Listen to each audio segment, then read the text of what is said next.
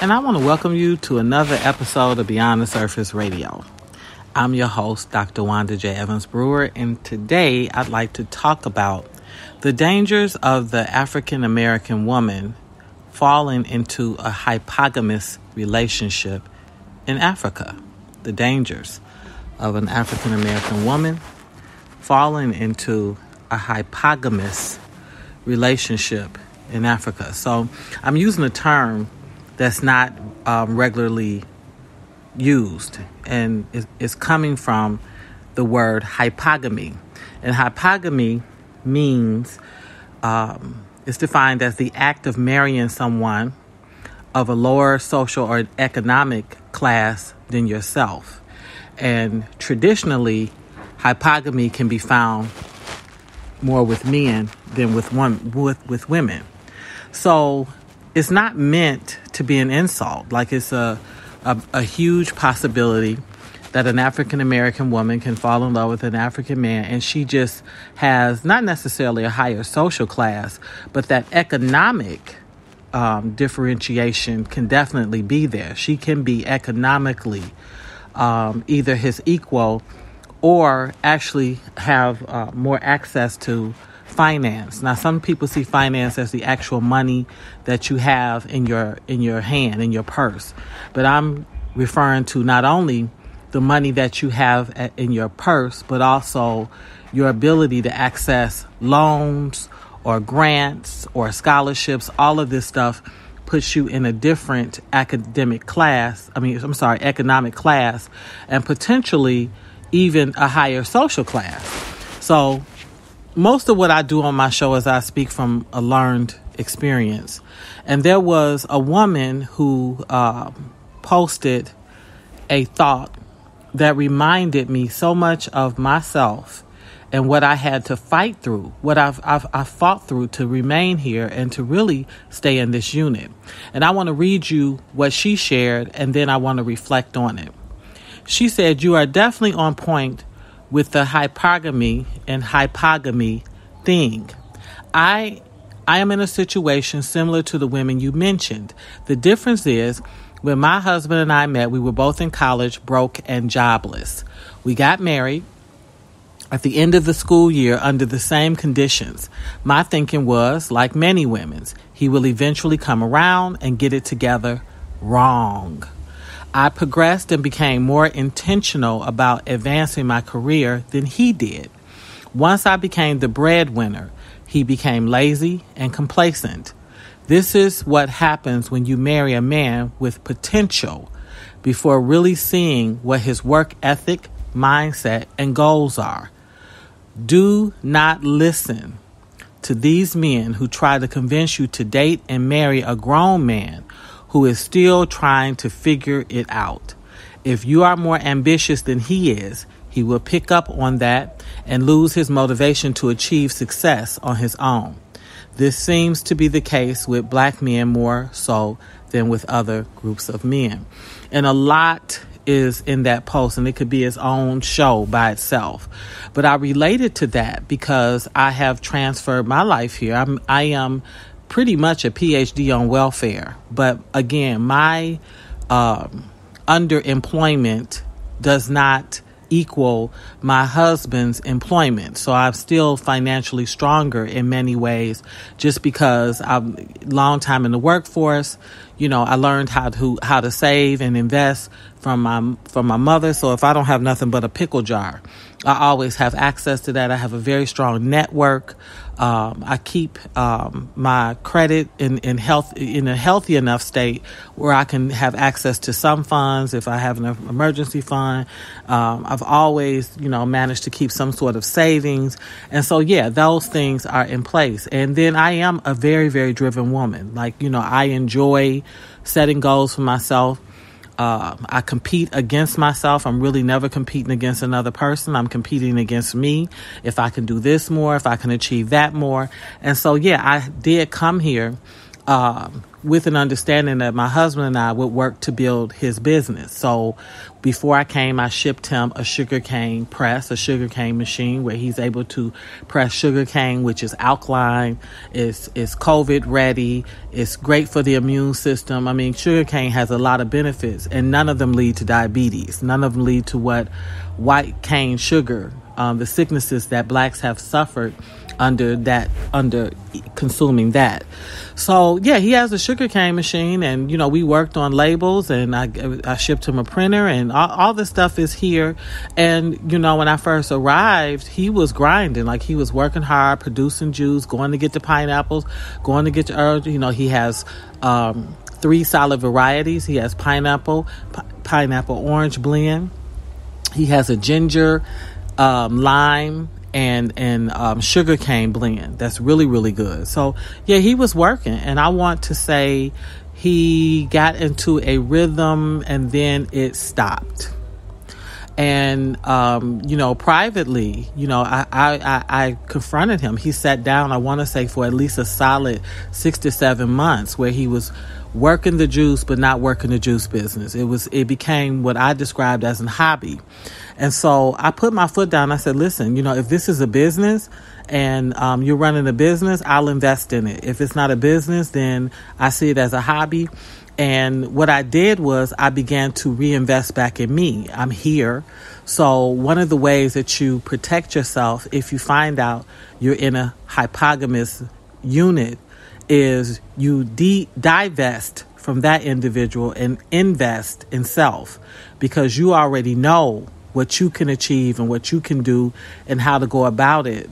But to continue to invest in something that is dormant, that's not moving, that has no legs, no energy, is really self-defeating, okay? And it actually feeds the beast. It actually sends the wrong message to the man. So there's a lot of situations here as I'm beginning to meet more African American women married to African men, and all of them, believe me, are not in Ghana. They're dispersed. Where they're just getting these guys that's lazy. Like, they want things and they want them to sponsor things, but they're not grinding on the level they would grind in their own countries. And so living in the country, I can see how hard individual men work. Everything from the taxi drivers. I see some of the cab drivers and my heart aches for them. You're getting 5 CDs. Some of them get 5, 10 CDs, come home with 15 CDs for a day. And 15 CDs is not even $5 complete dollars. You need, in order to have $5, you would have to have at least 30 CDs, because the CD has actually weakened while I've been here. So that should give you some sort of perspective. And some of those people actually have marriages. They have children. So yeah, I see, the long hours, the long days. I see it for both men and women, but this podcast is about men. And so I made it clear. I said, listen, what's going to happen is I'm going to, divest from this project, because that's all this is a hobby. And I started working on the cafe. And then I ended up shifting from the cafe to the online store. Now, I opened the store alongside the cafe just to kind of pad myself. And what has taken off is the store. Okay. Now, my husband is vital in this store. He speaks multiple languages. He manages the markets. He can negotiate well. There's no place he won't go for a product. He's very excited about packaging and labels and all of this good stuff. So he has been instrumental. Okay. And I'm not able as an American to really go to the different markets because, the American piece is you get cheated. Once they know that you're a foreigner, then, prices change. They change quite a bit. So he manages that end, and then he manages the post office. And so part of the reason I'm sharing this podcast is that the fact that I put my foot down and then reinvested in myself, and he involved him, he found out that he actually is excellent at this online business. This business has re-sparked something in him that, as much as he has been doing juice for the last 20 years, I've tried to explain to him that there is a place in people where you've been doing stuff for a long time and you haven't admitted to yourself that the thrill is gone. That, yeah, you know how to do it and you can put that together, but you have, for some reason, fallen out of love with it. I can tell you that he has fallen completely in love with Wonderland's Naturals and that business, and he is doing his thing. Like, I could not do it without him. I prefer not to do it without him. We work as an amazing team. It's the first time, I can say since I've been here, in terms of work ethic, that I'm completely proud of him. I like that there's some ownership. And I asked him, I said, how do you feel about yourself? And he told me, I feel so good, and I got dreams again, and I can see a vision of where the store can go. And I spend my time, I'm thinking about products and different things we could put on the store and the way we can revamp and repackage things. He said, I really, really feel good, and it feels good to have regular money coming in here. I said, and how does it feel to know that you're not benefiting from someone else's sweat, but you actually sweating yourself? You're actually alongside sweating.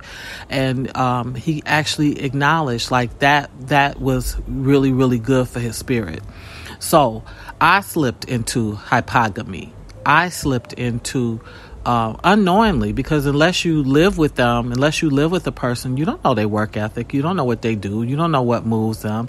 And men who are in those scenarios do a lot of excuse making, a lot of foot dragging, purposely function as saboteurs, because at the end of the day, life is easy. Life is easy for them. So this is one a message that's important for the African American woman coming to this continent and selecting African men and not really having the time to know completely their mindset and their work ethic. Because if you're meeting someone online or you're meeting them quickly, you're basing what you do with them financially, economically, off of what they share.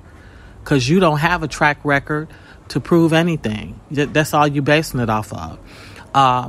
And soul search. If you feel yourself falling into hypogamy, or if you feel like you've linked in with someone that way, the way to get out of it, if you're going to keep the unit, is to divest from them and reinvest in yourself and begin to build up whatever it is. But always invite them to be a part of that fold if you can. Because I told my husband, I said, honestly, Wonderland's Natural saved this marriage. I was going to get out of this unit. I was going to end this unit. Now, these are not things that you play out online. And I'm sharing this story because this is a positive end to what was a really, really rough ride. But I said, hey, we owe so much to Wonderland's Naturals, because I can honestly say it broke that hypogamous chokehold, and it gave us something that we both can be proud of, and that's new, and that's something to really savor. So I hope this podcast in particular is helpful to women who may be in this scenario. And if you feel yourself falling down that slippery slope, because it is a slippery slope, when you start saying, oh, I married this guy and I'm going to help him. You can get into a slippery slope where you're supporting and helping and covering for too long. And the next thing you know, time has passed and nothing, you're not being actually taken care of. So I'm going to wrap this up with that. And you've been listening to Beyond the Surface Radio, and I'm your host, Dr. Wanda J. Evans-Brewer. And until we meet again, be safe in God's grace.